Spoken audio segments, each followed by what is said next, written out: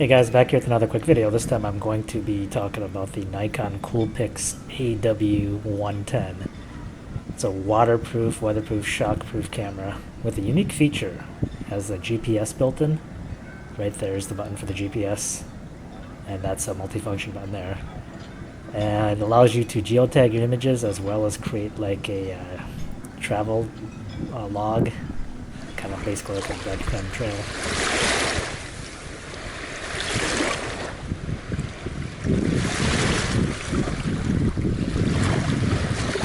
Good thing it's all weather.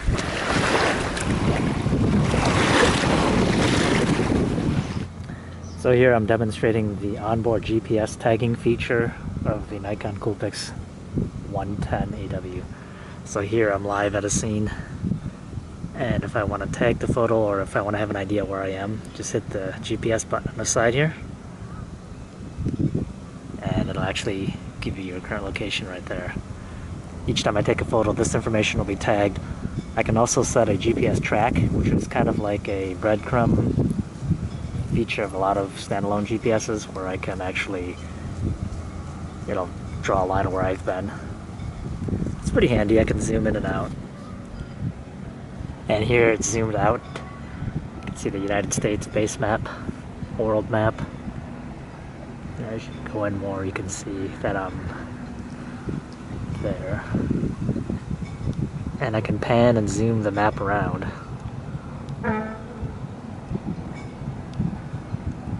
It's a fairly detailed base map for what it is. I mean, it's not going to be huge in terms of street detail, but let's see. Use it as a backup hiking GPS too if you're lost. Kind of give you an idea of where the roads are. Alright, so in a GPS function here, navigate to the menu. Let me go out to show you. So you go to the utilities icon, go to the Wi-Fi, and then select activate your Wi-Fi. And now it's searching for a Wi-Fi connection between your smartphone and the camera. What that's going to allow me to do is connect my smartphone. At this time of the video, only Apple's iPhone and the Android system is supported. So now it's looking for a signal, and then I'll pull up my phone here and show you how it connects. Alright, so as you can see, I have the camera connected to my smartphone here. And you can see it zoom in.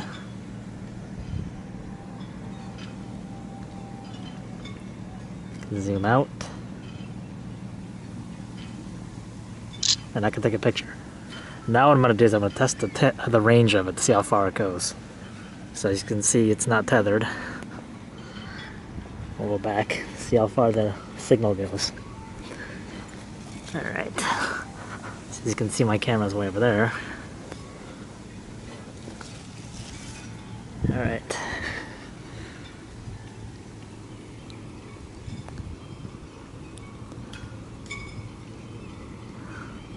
Still have camera control. It's a good distance, not too far. Okay, we'll go farther back here.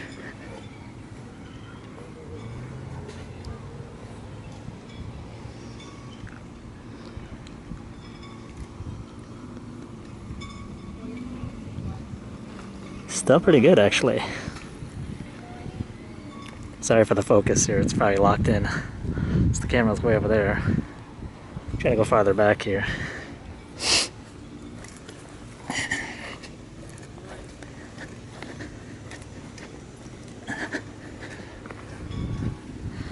So this is about the range I used to test the Nikon L358.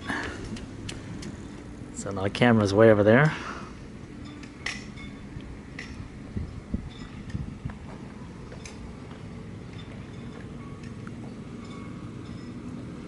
Oh, that's amazing. I still got a Wi-Fi signal. Alright, so I'm going to go over some of the basic menu functions here. So here we have the image mode. And then here you can decide how big or small you want the image. I usually set it to the largest, that way you can always resize down, but you can't resize up with any good quality anyway. You have the white balance, continuous ISO sensitivity. So it goes up from 125 all the way to 1600.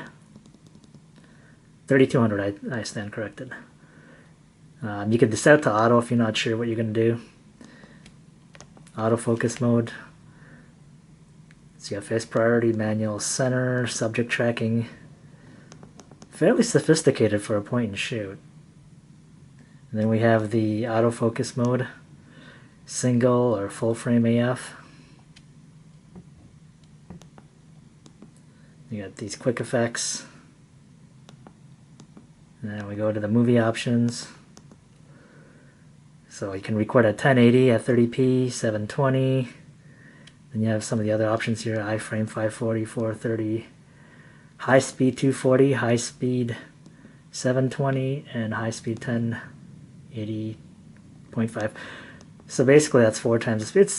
It's like the other cameras. It gives you like slow motion options. It's not something I really use, but it's a fun little thing to have, I guess. Open up high-speed footage, high-speed autofocus. Movie light, what this is just turns on the LED on front of the camera. That's all it does. When you're recording, you got like a constant light that's on. That can be good if you're in a dark environment, but it can be pretty annoying, so I just turned that off. I don't use that option as much. And then we go to wind noise reduction. That's just really windy out. It attempts to cut some of the wind noise out of there. This is the fun functions here. You got the GPS icon here. Looks like a little satellite right there. So we have altitude, depth. Oh, okay, yeah. This also has an altimeter. And here you can, do the. If you want the gauge on, I'll turn it on so you can see what it does. We have the depth correction, altitude depth units. I have it for feet since I'm here in the U.S. And then let's see, electronic compass. Compass display, let me turn that on so you can see what that is. Let's see, what else can we do? Create log. This is if you want to create like a breadcrumb trail that I had mentioned as you're hiking or walking or whatever. The camera will be always on. The GPS anyway, even if the camera power is off, the GPS function will be always on. So it'll drain your battery a lot quicker, so be cognizant of that. So here when you go, it gives you log intervals 15 seconds all the way up to 10 minutes. So obviously the lesser the time, more accurate the track will be. 10 minutes if you're not moving very often or you want to save on battery. So you have a depth log too, I guess. That's, if you want to chart your elevation, I'll show you that in a second. Or you can just start them all at the same time. Point of interest database. This is interesting. It's basically like a GPS. It'll tell you based on your current location, major businesses or landmarks or whatever. But I find I don't know if it's true for all areas, but for my area here, it's pretty old. It's showing a McDonald's that has been closed for over 5 years. Display, so you can embed your point of interest, POI. You can display it and tells you the level details. So just like a GPS. 1 is general, and obviously 6 is the most detailed. So it's not bad. I mean, to have that built into a camera. So, you can distance feet, miles, and yards. So here's the GPS options. Record GPS data on. Let's go here. Format card.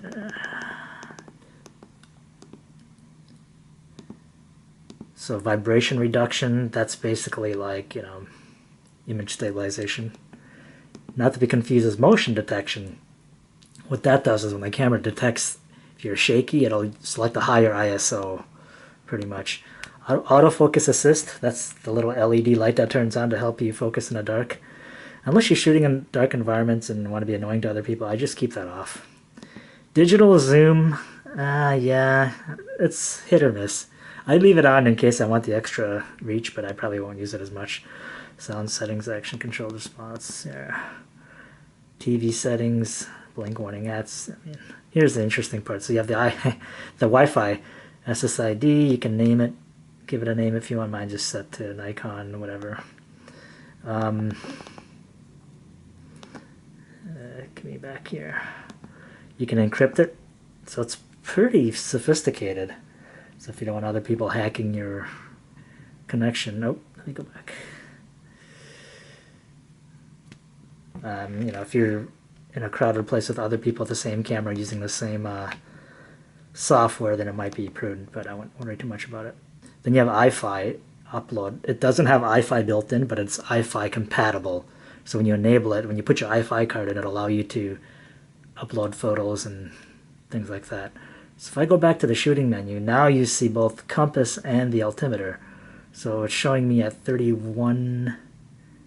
feet above sea level, right here.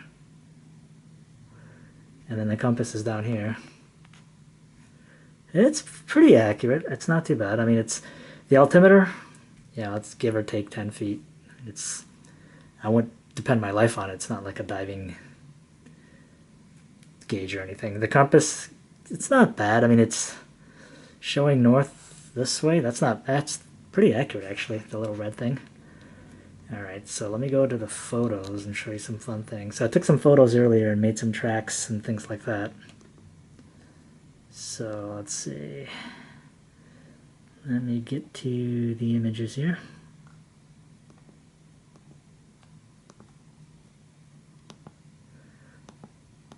So these are some photos I took earlier. So as you can see in the corner, it shows you the elevation. So 500, oops, I'm sorry, what did it say? 51 feet. So it shows you the date, time. So let's say I want to know where this was taken. There's a GPS button on the side I showed you earlier. Just press that. And then bam, it brings up the map. And it shows you where it is.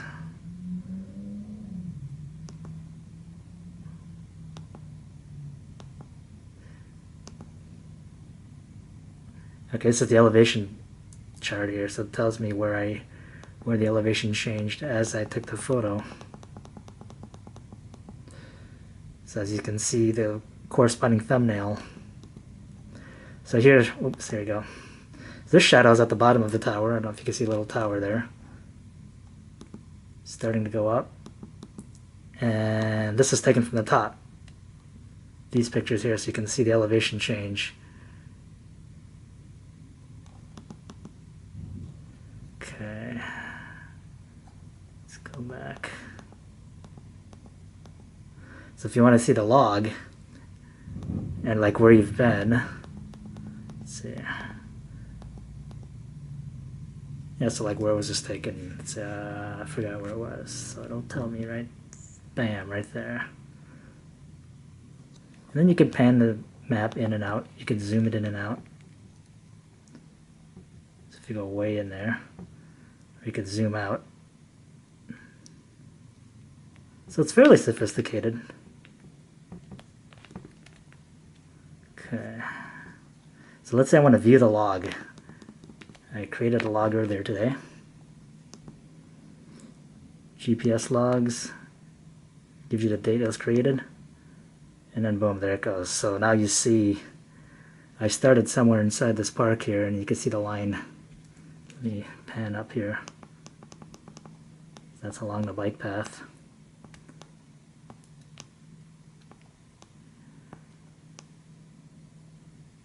So you can see where I cut around. Wandered around here a little bit.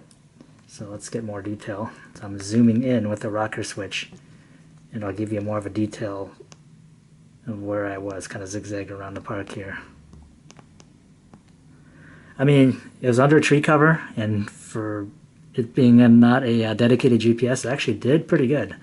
I'm actually surprised. So yeah, it wasn't bad at all, actually. So that was the log. Yeah, if you want to see the altitude logs.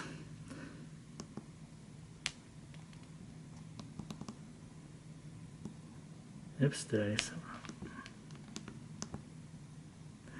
Oh yeah, the first one is a depth log. It showed the little icon of the fish. So I hadn't gone below sea level, so I guess it didn't record anything. So here, as I go along,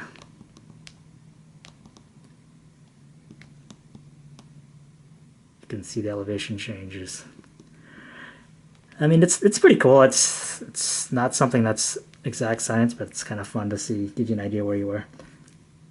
So when I was at the top of the tower, obviously that's going to be the highest elevation point here. Let's see what else.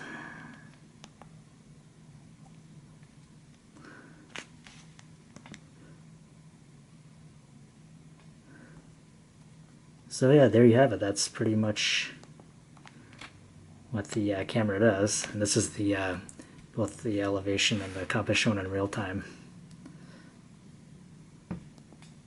These are the modes, shooting modes you can go into. So easy mode. So when you go to portrait, then arrow over here, you can select whichever option you want. A lot of these are kind of hokey. I mean, for instance, beach will probably focus on infinity. Snow will probably give you like exposure compensation. Sunset will probably exaggerate the colors, and dawn, nightscape or slow the shutter down. Things like that. Fireworks show, museum. I think it turns the flash off. Food. I don't know what that does. Maybe saturate the colors. I don't know.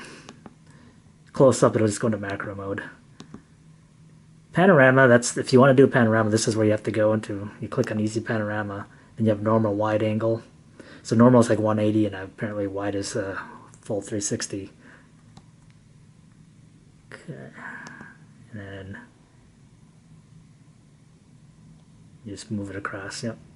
So it's nothing new. You get out of here. So this shows the grid. So if you want like a grid layout, let me go back. These are like soft settings. Smart portrait. I think it has like a blink detector. So if you want like exposure compensation, go to this auto mode. Don't go to the easy mode.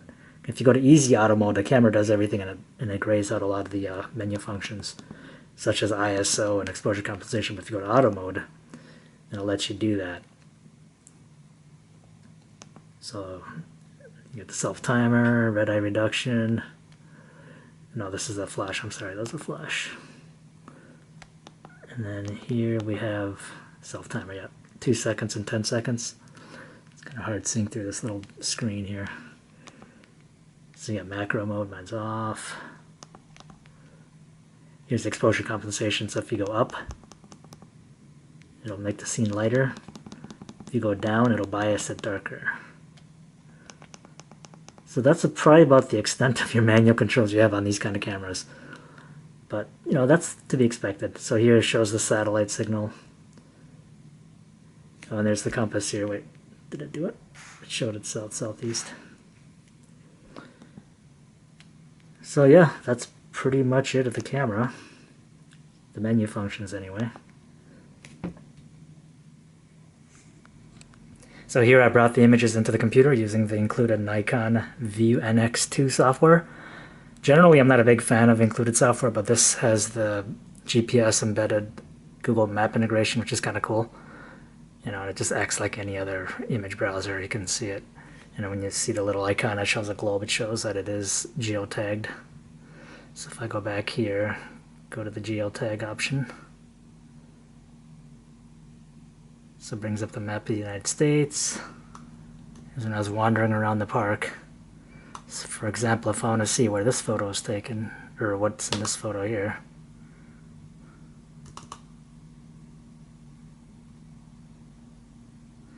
And then it shows the metadata.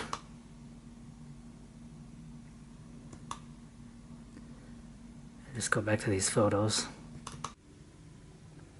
So the key to the waterproofing on this camera is the seal they use for the SD card battery memory compartment here. So you just press the button in the center. You hear a click, unlocks. So here's like a rubber gasket seals this in here. Seals the battery and the memory card. It's pretty nice. So there's the battery. Not very big. I would definitely get another one of these if you plan on doing a lot of videos. And you don't want debris caught in here, because if you do, the seal won't be tight, and that's where water will get in. And it clicks. It's pretty slick. That's what makes it dustproof and waterproof. That lens element is still hidden behind the weatherproof housing. So when it zooms in and out, as you can see, right inside there, you see the lens kind of move. No need for a lens cap, and it's all self-contained.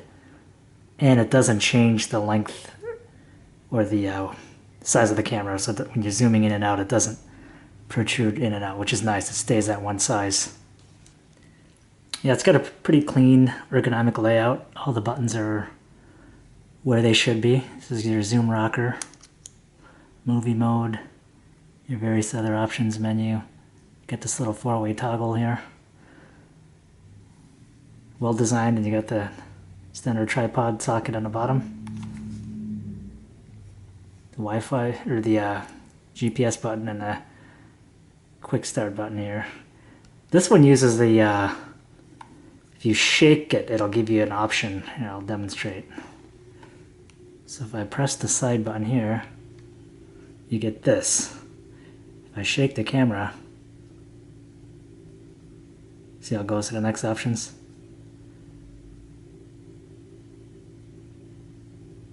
They're just shortcuts. I probably won't use it much. And then there's the compass here. Right there, it's kind of cool. I think it's more of a gimmick than anything else. Well, not the compass so much, but this little thing here, this shake to move. I guess, I don't know, some people might like it. I don't care too much for it. So yeah, it's a great camera. Here's some of the things that came with it. It's not really an unboxing, but here's the box it came in. Shows it in red.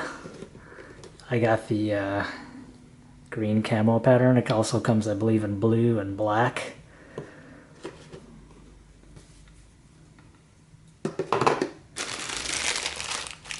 Comes with audio cables. Mini USB plug. This is interesting. This is a brush. I'm thinking, why do they include a brush? I guess when you're using your camera in a sandy environment or water, if you want to clean out some of the crap and grit in the crevices, that's what you use the brush for. So it does make sense. That way, when you open up the memory card door and close it up again, it won't be ajar because a piece of grain of salt or sand or something stuck in there. This is actually a filter holder, so you can put this on the front here and then put filters in there. It's kind of cool. I've never seen that in a compact point and shoot.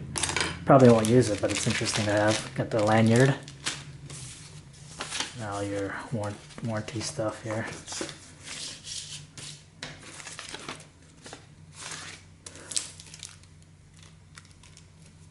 I think that's the tether for the filter holder. No, this is not the manual, even though you would think it is due to the thickness. This is actually a quick start guide in 4 different languages.